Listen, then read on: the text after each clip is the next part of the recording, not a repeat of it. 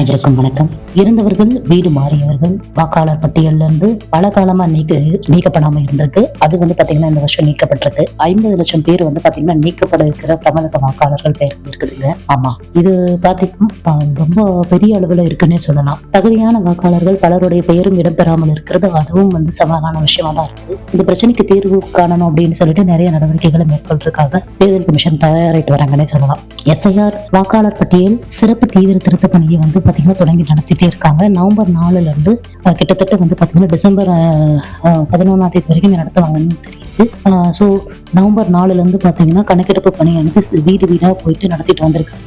அங்கங்க முகாம்கள் வச்சு நடத்திட்டு வர்றாங்க. தெரியாதவங்க அரசு ஊழியர்கள்கிட்டயே போய் கேட்டு பூர்த்தி செஞ்சு கொடுத்துட்டு வரலாம். நவம்பர் இறுதியில எடுக்கப்பட்ட கணக்கெடுப்பின்படி இறந்தவர்கள் 23,33,775 பேர்னு சொல்றாங்க. நிரந்தரமாக இடம் மாறி போனவங்க 27,150 பேர். கண்டுபிடிக்க முடியாதவர்கள் 5,19,000 பேர் பட்டியல்ல இருக்கிறது தெரிய வந்திருக்கு. 50 லட்சத்திற்கு மேலான பெயர்கள் வாக்காளர் பட்டியலில் இருந்து நீக்கப்பட இருக்குது. SIR முறையாக நடக்கலன்னு சொல்லி குற்றம் சாட்டும் எழுந்திருக்கு. சமூக ஆர்வலர்கள் பாத்தீங்கன்னா நிறைய இது தப்பா இருக்குன்னு சொல்லியிருக்காங்க. இதை பாத்தீங்கன்னா வீடு வீடா போறப்ப வாக்காளர்கள் இல்லாம போயிடுறாங்க. அப்ப பாத்தீங்கன்னா படிவம் ஃபில் பண்ண முடியாது அப்படின்னு சொல்றாங்க. ஆனா பக்கத்து வீட்டுல இருக்கிறவங்க கிட்ட கொடுக்கலாம், இல்லைன்னா அந்த ஸ்கூல்ல இருக்கிறவங்க கிட்ட, அந்த பகுதி ஏரியா ஸ்கூல்ல போய் போனா கூட வாங்கிக்கலாம் அப்படின்னு சொல்றாங்க. மொத்தமா தமிழகத்துல வாக்காளர்கள் 6,41,00,000 பேர் இருக்காங்க. இதுல பாத்தீங்கன்னா விநியோகம் செய்யப்பட்ட படிவங்கள் 6,37,00,000 அப்படிங்கிறாங்க.